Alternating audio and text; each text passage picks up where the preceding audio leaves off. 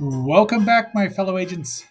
It is I, X7, your host of Zenorama, the podcast of heroes and monsters. It is Thursday, and that means live action series day, which, of course, means we start a new one since we went through the Zoro's Amazing Fighting Legion. Today, we are going to be starting Jinzo Ningen Kikaida, Android Kikaida Android of Justice, whatever you want to call it.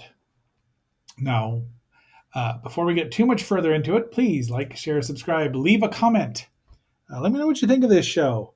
It's one of my favorites. It might be my favorite Toei show, tokusatsu show, created by Shotaro Ishinomori of all time. It might be my favorite. Now, I know lots of people like the first Kamen Rider, V3, but I don't know. These two, this one and the sequel, just do it for me. I love those, Kamen Rider shows, especially Stronger. But this one just has something special. So, having said all that, are you ready? Switch on. One, two, three.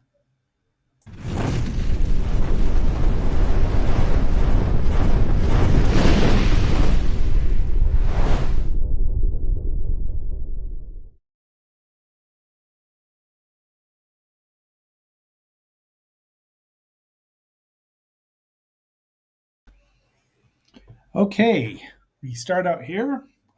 This is the title card from the Discotheque Blu-ray set, which is amazing. The picture is astounding. Now they do use the Kikaida with the ER on it. It's pronounced the same way no matter what.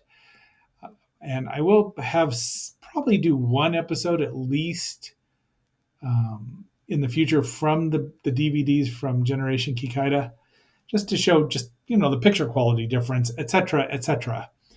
But this it looks amazing, as we'll see. So this first episode, we're going to go into. It'll take a little longer, but I'm going to try to get through it because we've got to explain things and introduce people. You know how it goes. The show itself is based. There's a manga that it's based on, created by Shotaro Shinomori. This one show, after Kamen Rider just blew the doors off and started the whole Henshin boom. Henshin meaning transforming heroes. This one was broadcast July 8th, 1972 to May 5th, 1973 for 43 episodes plus one short movie in 3D, which we've reviewed. And I'm tired of putting that on there. But so here we have the fearsome gray rhino king is the emissary from hell. So he's the first kaijin, and I don't know who translated these. I think they're pretty close to what the Generation Kikaida ones were for. I don't know, but the picture quality and the subtitles are great. They had those to base them on, I'm sure. And they just start out. There he is, the Gray Rhino King, and they're constructing a dam. But I like this shot a lot. So they've killed everybody. There's a lot of death in here. The dark is we'll get into that. But and he punches this guy through the wall, which just made me laugh. And here we get introduced the Rhino King's power, but suddenly we hear a guitar, and the guitar thing, and there he is. There is Jiro, played by Daisuke Ban, who also played several tokusatsu heroes. This and Inazuman. He was the lead in Inazuman, and also in, I want to say, oh geez, really? That's all I got. I thought he was in Battle Fever J. It seems like that I read that, but I don't remember off the top of my head. Yeah, Battle Cossack. He was Battle Cossack 2. But so he's also been in a bunch of movies like Ring and some other stuff and I've met him. I'm going to find that picture of your humble agent with Mr. Ban. Yeah, very nice man. Just very nice. Anyway, he's playing his guitar, which he can't really play, and it's fine. I did I think he hits people over the head with it on occasion. Some of the bad guys. So I did name that move the El Kabong. You'll know why. So we're not introduced to him. We don't know who that is, who he is yet. There's the dark robots, the drones. They call them drones in these subtitles, which I like. Right now they're saying dark, but they will change shortly to saying Gill after Professor Gill, who we'll meet. Toei's effects are rudimentary at this point in time. They're not bad, but they're not Tsuburaya level. So the action, he changes into Kikaida. So champion of justice. These kaijin, or whatever the dark destructoids, I don't know if August invented that word, but I like it. It doesn't matter. Have a lot of personality. A lot of personality. So, and they have the song up there. They don't have the Japanese, Romanized Japanese lyrics like as you saw in yesterday's episode. They don't have them for us to sing along with karaoke. And there he goes. Yeah, once again. I mean, you can tell, but it goes by so fast. It doesn't really matter. Just lovely scenery. And they shot this all outside all over Japan, many episodes when we'll get into it. So 44, because we'll count the movie. That'll take us 11 weeks, 4 episodes a day, a podcast. So there we meet. That was Dr. Komyoji there, and now we're going to meet Professor Gill, who is played by Ando Mitsu. Right? Where is the cast here? There we go. Let's get down here. Ando Mitsu, who was Dr. Botanist in Johnny Sacco, which we'll get to, promise, because that's such a great show. Dr. Komyoji is played by Hajime Izu, and there's his lovely daughter Mitsuko, played by Jun Mizuno, and he's got a secret lab beneath it, and there he is, Jiro, and he wants Mitsuko to put in his conscious circuit, so he has complete and he can resist all temptation. But of course, Professor Gill knows. Now in this, he starts out looking normal-ish before he gets a blue light cast on him for most of the rest of the episode. Yeah, just things happen. The fire. They don't know if he's dead or alive. And now the flute. We get introduced to the flute. See, he's normal colored right now.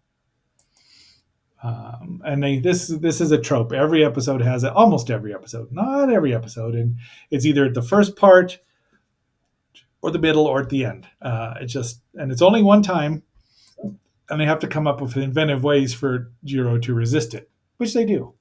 So here are the 1, 2, 3, 4, 5, 6, 7, 8, 9, 10, 11, 12, 13 monsters for the first 13 episodes, and Destructoids. And this one, a scarlet snake and the silver something. 2 of them were never shown. The snake, I know the snake, and one of the cats. So just keep that in mind. Oh, Pink Tiger. I don't think we see Pink Tiger. Well, we'll find out. It's been a minute since I've watched the whole series, because generally I do, and I watch it all the way through because it's just that good. I've seen it about 4 times, completely counting, no, maybe 5 or 6 times. But the first time was with the Hawaiian tapes when they aired it in the mid-90s with the less than stellar subtitles. Good enough to get by with, but they got better. There he is. Just look at the colors. I love the colors. Very primary, but they work. And he sends them out. Apparently, Masaru's been living. This is Masaru, the younger brother, has been living alone by himself for next month. Masaru is played by Masahiro Kamiya, and he's very engaging. He's not annoying at all, ever. He does have, he acts like a little kid. I mean, that's one of the things that's great about this show is they all act, they act like people in weird situations. But he realizes that's not his dad because he doesn't smell right, and it is Grey Rhino King, who they can impersonate people, at least in these first 8 or 10 episodes. And look at him. That's him hanging from Now these days they wouldn't be able to do that. They, just they'd close up, have a close up, but that wouldn't be him. But there he is, hanging from a bridge. What a trooper! So now we get the switch on his henshin and rudimentary again animation. It looks great. Don't get me wrong. When I say rudimentary, I'm not complaining about it. And he rescues Masaru, and the fight is on. They blow up real good, and we get to see one of his signature moves, the double chop and the giant swing, Daishirin Nage. And finally, Denjien, the magnet end, which he phoneticizes, at least in these first couple episodes, as the end, which doesn't sound right, but Denjien sounds way better. But that shatters the robots because it magnetizes them and they blow apart. And we get the narration, and now we go into the episode 2. The bizarre green mantis is a killing machine, as a mantis would be. So they're bombing Jiro from the sky in their ridiculous little helicopter, and he's a happy-go-lucky kind of guy. And another battle. That's why he calls them drones. Changes, no flute yet. And he just leaves a lot of times these first episodes. And they need somewhere to stay, but unfortunately, they vanished. Mitsuko and him, 5 years they've been gone. Masaru would have been about 3 years old. He must have gone with them, so maybe they were given permission. Apparently, they're being held against their will, probably threatening Masaru, so they kept him alive. Good thinking. And now, this, of course, is the green mantis who does kill him. His wife sees it.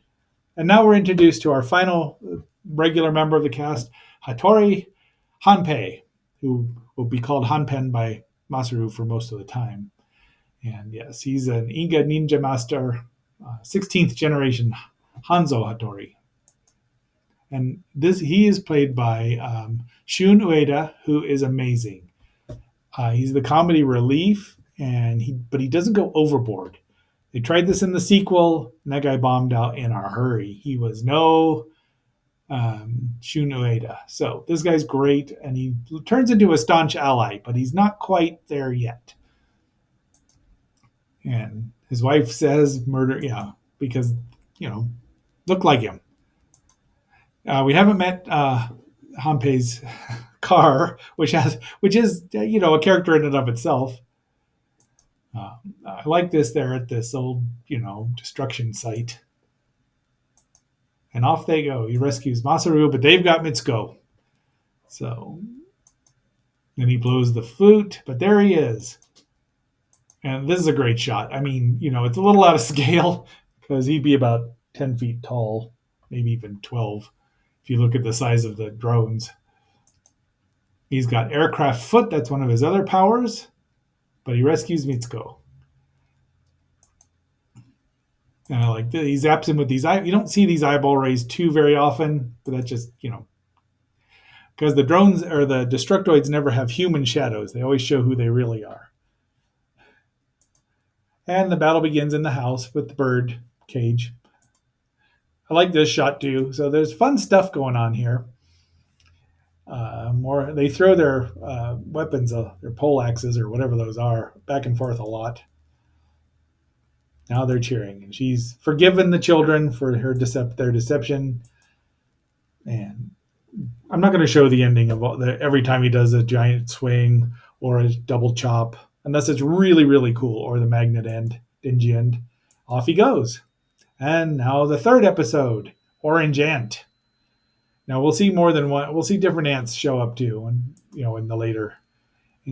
But these couples are just sleeping away. This giant insect. If you see this shadow, you should just leave. He sprays the guy with his formic acid, and he dissolves, of course. And so does the lighthouse. That was Orange Ant's test. Jiro's fishing for them, and Mitsuko's getting a little more interested in Jiro than she probably should be. Masaru asks Jiro if he wants a bite, and he's like, I don't need food. He's got whatever. He shows his power supply, but he doesn't say what it is, whether he's an atomic powered or nuclear, as Homer would say. But see, Masaru knows what's going on, even if Mitsuko won't admit it. Then they find this woman washed up on shore, and they're kidnapping people. There he is again. I just can't say enough about his timing and his personality and how he is not annoying. Once again, not playing the guitar, but making it look decent. There you go. And Hanpei does get braver as the show goes on. There. So there's the whistle going on, and he's amplified it by a power of 10. Why didn't he just keep amplifying it? But fortunately, an explosion or something happens. Switch on. I had a friend who saw this in Hawaii when it was broadcast in the mid 70s and was assured me it was or dubbed into English. And I kept telling her it's not. But there, I mean, when he says switch on 1, 2, 3, that's all in English. So maybe that's what she thought. There are English words scattered in all about. And formic acid, it zaps, and he gets it on him. But he chops that. He gives a double chop to the arm of Orange Ant. Jiro fixes him, of course, because she does. Because she's a genius to genius level. So this makes him look more like a robot than an android. The line is fine. As you know, I don't know if my admiration for the Vision, Marvel's android hero, obviously predated this. Oddly enough, I discovered the Vision about the same time this show was airing in Japan, but I wouldn't have known that. I didn't even know Ultraman was Japanese. I was just figuring things out at that point in time. She wants to put in the conscious circuit, and he says no. He wants this because I guess it makes him feel more human. So they give Jiro the origin of his name, their older brother Taro, who we may or may not hear more about later. And Jiro means second son. Now, in Kikaida 01, 01's name is Ichiro, meaning first son. So, a little retconning here and there, but this is a lovely shot. I actually used it in my issue about Kikaida and the sequels and remakes. It's lovely. So look at that. We've seen this before in Ultraman. That's the Hydra there that comes to life. And I've forgotten what park it is, but there it is. And they've given the drones some formic acid guns this time, which they end up spraying themselves with. But he changes. Off he goes. Get some rest. And Hanpei wants money. He's very money hungry at these first episodes. Very famous bridge there where the fights are on. Yeah. So it's a dart that the Orange Ant shoots at him. Fortunately, it doesn't have formic acid, but there we go, Denji End. And this is what you see. I think he's now saying Denji End, but you see this nice crack here with the glass behind the red behind it. It's very effective. Mom's okay, kids happy. When would they all find happiness? In approximately 40 episodes. Finally, Blue Buffalo's fiendish death trap. This poor guy. He blows up good. And now this is interesting. The drones show up and they all have scuba masks on with breathing gear. Now they're robots or some kind of basic android, but they need to breathe when they're underwater. Okay, they just they had to because it was on the show and they were swimming underwater. The actors needed it, the stuntmen. And we find out that they're on this yacht because it was Dr. Komyoji's, and they're going to blow it up. They dive overboard.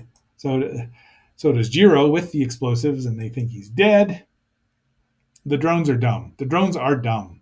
They have scientist drones too, which I don't know why. Maybe they're altered humans, and maybe they're cyborgs. Maybe that's why they needed. We'll go with that. The drones are cyborgs. So now this is interesting. They're showing off the power of Blue Buffalo to the highest bidders of foreign nations. One of the few flaws in this show is that the Dark's aims are not particularly outlined. Like, why are they doing this? Are they trying to make money? Are they trying to take over Japan? We just don't know, and they never say it. But they're selling. They sell the blue buffalo to these countries for wasar, wherever that is. But they still use him. They're going to sell him to bunches of countries so they can make lots of money. I still don't know. They probably assassinate all the leaders. So perhaps world domination is the Dark Skull. We don't know. So here we're introduced to Hanpei's car, which I guess we're just going to call the Beetle because it looks like a Volkswagen, doesn't it? I think it is. He uses his actual ninja magic here, and he inflates the tire, but then Blue Buffalo and the girl is in the back seat because Hanpei can be a bit of a lech on occasion, but not horribly. Togawa is her name. But somehow one of the drones is defending her. Oh, it's Kikaida! So off we go. Miniature. I mean, you can tell if you're looking for it.